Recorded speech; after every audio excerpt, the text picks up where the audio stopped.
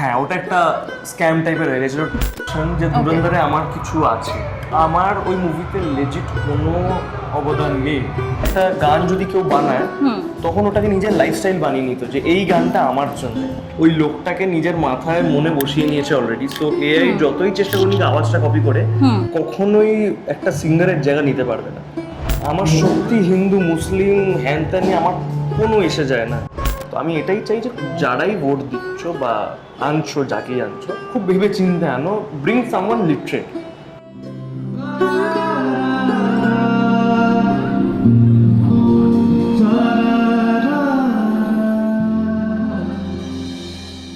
খুব একটা বড় মিসকনসেপশন যে ধুরন্ধরে আমার কিছু আছে। Okay, so from Dhurandhar, from Shashwat side ওদের টিম থেকে একটা প্রবলেম হয়েছিল। It's a big misunderstanding. Okay, লোকেরা ভাবছে আমার অনেক নাম আছে, actually নাম আছে, yes. দাদার সাথে নাম দিয়েছে তাই। হ্যাঁ, সো আমার ওই মুভিতে লেজিট কোনো অবদান নেই। ওকে, ওখানে আমাকে বলা হয়েছিল যে কয়েকটা গান শোনাচ্ছিল ফর ধুরন্ধর 1। সো একটাও গান আমার টাইপের ছিল না। এবার কি হয় মানে till the time the song is of your type, তুমি বুঝছো গানটাকে, তুমি গাইলে people are going to connect. But আমাকে 2-3টে গান শুনছে, একটাও আমার টাইপের ছিল না। সো আই ওয়াজ লাইক रहने देते हैं अगली बार कभी देखेंगे। सो ओरा बोला तो फिर आप बस कुछ सरगम और तान कर दीजिए बस। ले लो यार, पर उसके लिए नाम मत देना। उसके लिए मुझे वो सरगम और तान के लिए मत नाम रखना, वो ऐसे ही भेंट समझ लो मेरी तरफ से, गिफ्ट है। But after recording I came back to Calcutta. কিছু মাস পর দেখি আমি অরিজিৎ দাদার নাম আছে অ্যান্ড তার সাথে আমরা, এটা কখন হলো, আমি কখন গাইলাম। ইনফ্যাক্ট দাদা ওয়াজ কনফিউজ যে তুই গাইলি, আমি জানলাম তোর আওয়াজটা কই, আমি নিজেও খুঁজে পাচ্ছি না দাদা, আমি নিজেও কনফিউজ। আমরা অডিয়েন্সরাও মানে আমি নিজে কতবার যে কোথায় মানে পার্টিকুলার হয়তো হতে পারে কোথাও একটা রয়েছে যেটা আমরা ধরতে পারছি না। হ্যাঁ, আর অফকোর্স মানে অরিজিৎ দাদার আমার আওয়াজ ডিফারেন্সিয়েট করা is very easy, right. So হ্যাঁ, ওটা একটা স্ক্যাম টাইপের হয়ে গেছিল 2026-এর, 25-এর ইনফ্যাক্ট। বাট হ্যাঁ, সো ধুরন্ধরটা নয় ঠিক আছে, চলো একটা মিসকমিউনিকেশন, কিন্তু মানে যখন বলিউডে এই তুমি বললে যে তোমার টাইপের না, so what is your type? Qubool is a song which is my type. Haq cinema, Haq সিনেমার ধুরন্ধর 2-তে দাদার গান আছে, অরিজিৎ দাদার Phirse, that is my type. Okay, so এই টাইপের গান মানে ইউ নো সোল আছে একটু। সো যখন ফিরসে গানটা হলো তখন তুমি সচিদেবকে বলনি যে এই গানটা আমাকে না? এবার আমার একটা প্রবলেম আছে না, আমি ওদের থেকে খুব রেগে গেছিলাম যখন আমার এইসব নাম দিয়ে দিয়েছে না দোকানদার। I was very mad at them. তো এবার আমি ওদের পুরো শাশ্বতের পুরো টিমকে আমি মিউট করে দিয়েছিলাম। আই স্টিল রিমেম্বার, আমি কিছু দিন আগে ইনফ্যাক্ট আমি হোয়াটসঅ্যাপ এসেছিল তো চ্যাট স্ক্রল করছিলাম, কি জানি না কেন তোর ম্যানেজার আমাকে একটা মেসেজ করেছিল 9th March that they want me for Dhurandhar 2। আমি মিউট করে রেখে দিয়েছিলাম, আমার দরকার নেই, ছেড়ে দাও। একটা বড় মিস হয়ে গেল। আমি বড় মিস ঠিক বলবো না, জীবনে এনো অনেক আসবে গান, তো আমি ভাবি যে ভগবানের কিছু একটা আছে, হয়তো ইচ্ছে ছিল না, করলাম না, বাস দ্যাটস ইট।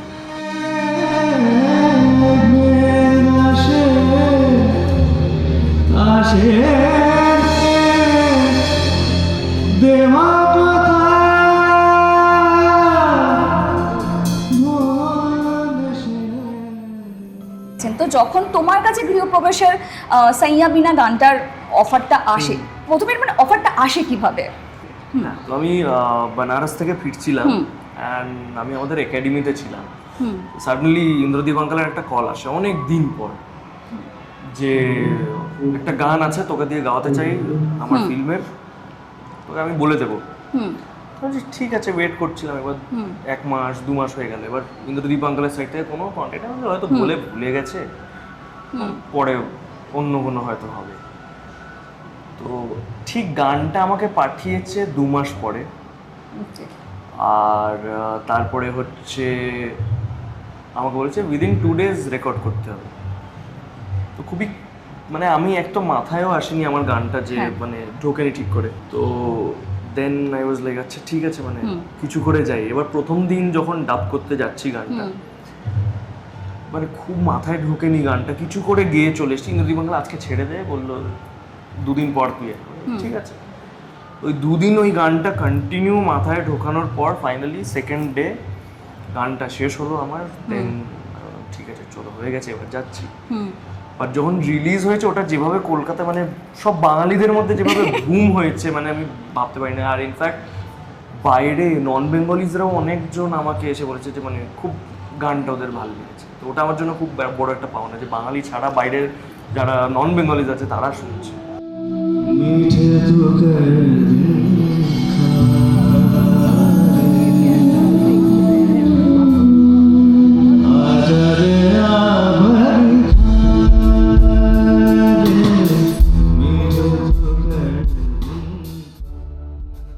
মেনি রিজনস, অনেক লোকের আছে ইন্ডাস্ট্রির বাইরে, তো এটা চলতে থাকে। এটা সব ইন্ডাস্ট্রিতেই পাবে এই জিনিসটা। তুমি বলিউডে চলে যাও, অ্যাক্টিং চলে যাও, বা গানের ইন্ডাস্ট্রি, ইটস দ্য সেম। লোকেরা আছে যারা তোমাকে ওই একটু ডিমোটিভেট করার চেষ্টা করবে, বাট আমাদের একটাই কাজ যে লোকেরা যা বলছে বলুক, ভালোটা শুনে নাও, খারাপটা কান থেকে বার করে দাও। তো এটাই বলি যে যারা মানে পজিটিভ অনেক আছে, যে অনেক অনেক ওদের হোপ আছে আমাকে নিয়ে। তো আমার চেষ্টা এটাই থাকে যে আমি ওদের ওই হোপটাকে যাতে রাখতে পারি।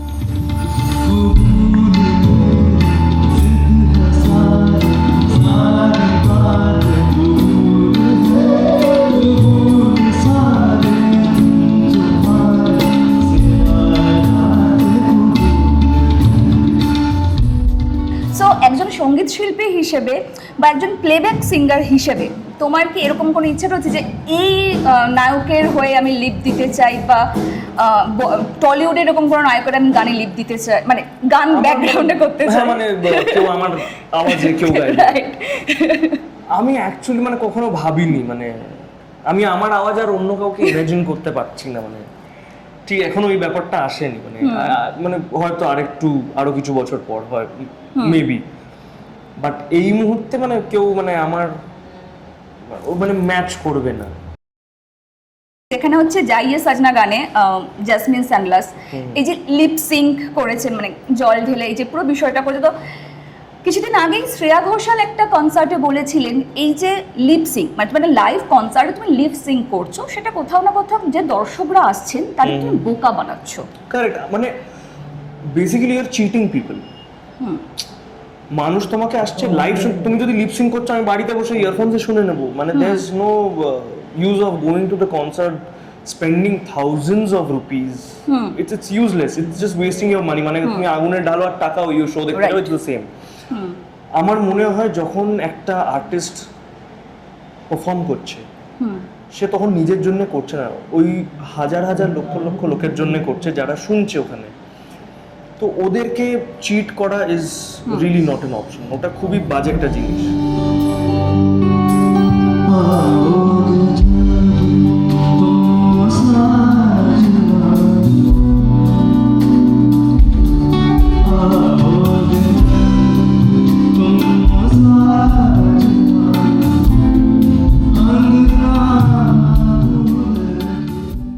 ইভেন তোমার মানে তোমার গলার স্বর পর্যন্ত নকল করে গান করে দিচ্ছে, সো এটা কি তোমাকে ভাবায়? দেখো, after all it's man made. AI কখনোই একটা সিঙ্গারের জায়গা নিতে পারবে না, কেন কি যারা শুনতে চায় না তারা ওই লোকটাকে নিজের মাথায় মনে বসিয়ে নিয়েছে অলরেডি। সো এআই যতই চেষ্টা করুক আওয়াজটা কপি করে, আলটিমেটলি ওটা একটা মেকানিক্যাল আওয়াজ হবে, it's not going to be a real person. Right. So আমার ওটা নিয়ে টেনশন নেই, কেন কি আমি জানি মানে হয়তো কিছু জিনিস এমন হবে যেটা আমি জানি এআই জানে না। ক্লাসিক্যাল মানে এবার যদি আমি এআই আওয়াজ রেকর্ড করে এবার এআই বসিয়ে দিই বিলম্বিত গাওয়াতে, আমার জায়গায় একটা শুধু স্ক্রিন আছে, ওখানে এআই বসে আছে, লোকেরা শুনবে না। দে ওয়ান্ট রিয়েল পারসন, ওরা সামনাসামনি বলতে চাই যে এটা শোনাও, ওটা শুনতে চাই। সো আমার জন্য ওটা এমন কিছু না, মানে I don't feel threatening at all. মানে এআই আছে, আমরা আছি বলে এআই আছে, আমরা নেই তো এআইও নেই। পশ্চিমবঙ্গে বিধানসভা ভোট চলছে, তো কলকাতার সাথে আত্মিক সম্পর্ক কি মনে হচ্ছে, কি চাইছো এবং কি মনে হচ্ছে? আমার একটাই কথা, see being a person from this generation, আমার সত্যি হিন্দু মুসলিম হ্যান ত্যান নিয়ে আমার কোনো এসে যায় না, যেই বাট পার্টি এটাই এখন মানে এটাই চলছে, মানে হ্যাঁ again it's a political agenda, মানে ওটা মানুষের কিছু করার নেই, মানে যারা সেন্সেবল আছে দে স্টে আউট অফ ইট। আমার এটাই আছে যেই পার্টি আসুক উন্নতিটা হওয়া উচিত, আর কিছু না, that's it. I just want that যেই আসুক স্টেটটাকে শুধরাক, মানে যেই লেভেলে জিনিসপত্রগুলো এলিভেট হয় আমাদের স্টেটে বা পুরো ইন্ডিয়াতে, ওই জিনিসগুলো একটু কমা উচিত, লোকেরা একটু সেন্সেবল হলে ভালো। আর এমন না যে আমরা নতুন কাউকে ইলেক্ট করেও পাস্তাই for the next 10 years right বা 5 ইয়ার্স যাই আছে। তো আমি এটাই চাই যে যারাই ভোট দিচ্ছ বা আনছো, যাকেই আনছো, খুব ভেবে চিন্তে আনো, bring someone literate. Thank you so Thank much and best of luck. Thank you so much.